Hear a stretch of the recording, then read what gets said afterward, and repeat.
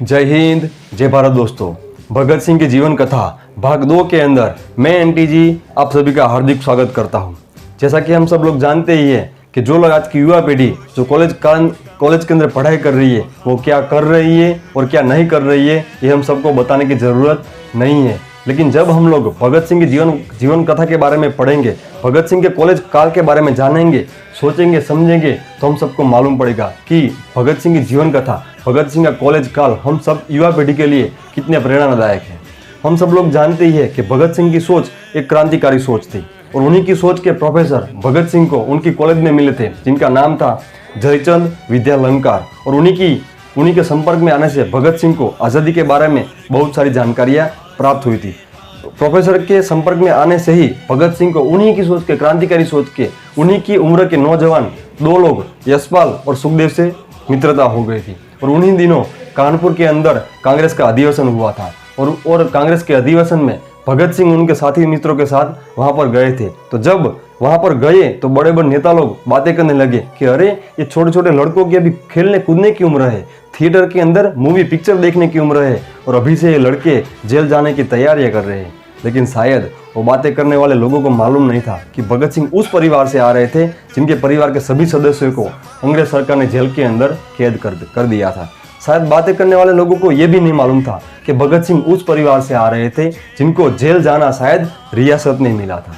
वो बातें करने वाले लोगों को शायद ये भी नहीं मालूम होगा कि भगत सिंह उस परिवार से आ रहे थे जिनके परिवार को जेल के अंदर जाना एक बच्चे के खिलौने जैसा लग रहा था।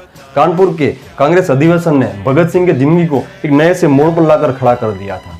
भगत सिंह को कानपुर के अधिवेशन में जाने से वे उन लोगों से मिल पाए, बहुत नजदीकी से उन क्रांतिकारियों से मिल पाए जो लोग आजादी की लड़ाई के लिए लड़ रहे थे। कानपुर के अधिवेशन से ही भगत सिंह को संघर्ष करने की प्रेरणा मिली थी। भगत सिंह कानपुर आते ही देश के अलग अलग क्रांतिकारी संगठन के अंदर आजादी की लड़ाई के लिए कार्यरत हो गए थे।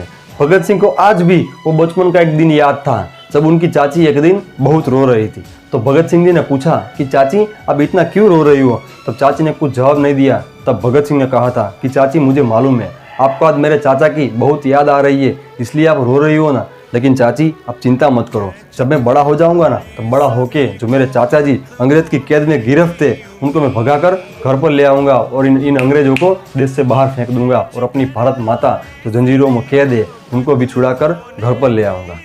जी हाँ मित्रों, आज बीच में थोड़ी सी आपसे बात करना चाहता हूँ मैं भगत सिंह के चाचा जी अजीत सिंह के बारे में।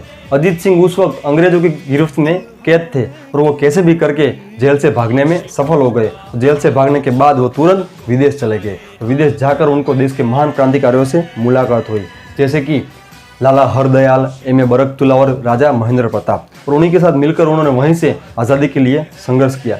और एक बात बताना चाहता हूँ दोस्तों मैं आपसे कि जब द्वितीय विश्व युद्ध हुआ, जब दूसरा विश्व युद्ध हुआ, तब ब्रिटिश सरकार के विरुद्ध में रोम और इटली जैसे देशों से ब्रिटिश सरकार के विरुद्ध में हिंदी नारे लग रहे थे। और नारे कुछ ऐसे लग रहे थे कि झंडा ऊंचा रहे हमारा और आज़ादी हम लेकर ही रहेंगे। और जी हाँ दोस्तों, ये नारे लगाने वाला इंसान दूसरा कोई नहीं था लेकिन शहीद आजम भगत सिंह के चाचा अजीत सिंह ही थे।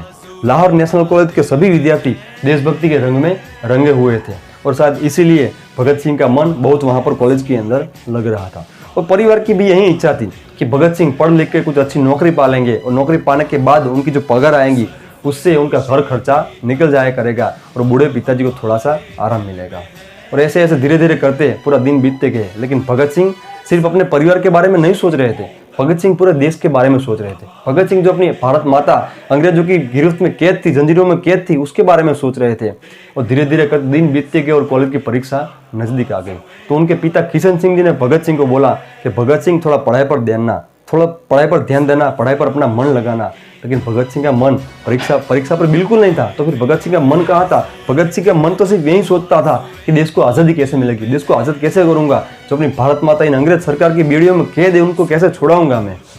जी हाँ मित्रों, उनके पिताजी किशन सिंह उनको आखिरी वक्त तक उनको बोल रहे हैं कि बेटा तू पढ़ाई पर ध्यान देना। लेकिन भगत सिंह के मुंह पर अंत तक सिर्फ एक ही शब्द था, एक ही नारा लगा हुआ रहता था कि झंडा ऊंचा रहे हमारा, झंडा ऊंचा रहे हमारा। जी हाँ दोस्तों, अगर आपको मेरी ये सोच अच्छी लगी हो तो मैंने जो आज़ादी की ज्योत जलाई है उसके अंदर आप सभी लोग मेरा साथ सहकार देंगे, ऐसा मैं आप सब लोगों से आशा करता हूँ, उम्मीद करता हूँ। तो जल्दी मिलते हैं भगत सिंह की जीवन कथा के भाग 3 के अंदर, भाग 3 के अंदर। और तब तक के लिए सरफरोशी की तमन्ना अब हमारे दिल में है, देखना है जोर कितना बाजुए कातिल में है, देखना है जोर कितना बाजुए कातिल में है। इंकलाब जिंदाबाद, वंदे मातरम।